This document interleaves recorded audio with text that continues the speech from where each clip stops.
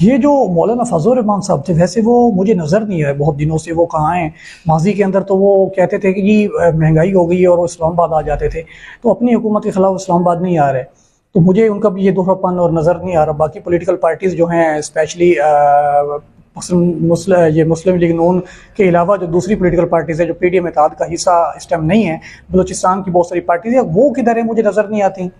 तो दूसरा, इसमें बड़ी अजीब सी सिचुएशन हुई पड़ी है। मियाँ साहब जो बड़े हैं, उनके मुतालिक बड़े बड़े ऐलान किया जा रहा है कि वो सितंबर के मिड में जो है पाकिस्तान आ रहे हैं। तो मैं तो गुजारिश कर करके थक गया हूँ कि मियाँ साहब तशरीफ लाइए, कौम आपका इंतजार कर रही है और पाकिस्तान की अदालतें आपका इंतजार कर रही हैं। और पाकिस्तान के जजों से मेरा ये सवाल है सर अगर जान के मान पाऊँ सर, ये मियाँ साहब जो थे 50 रुपए के स्टैम्प पेपर पे जब पाकिस्तान से भागे और पाकिस्तान के कानून का उन्होंने मजाक उड़ाया, और उनका भाई जो उनका वो था, गारंटर था, तो वो तो अब वज़ीर आज़म नहीं रहे। तो खुदारा उनको बुलाइए, उनसे पूछिए कि जनाब मियाँ साहब जो हैं वो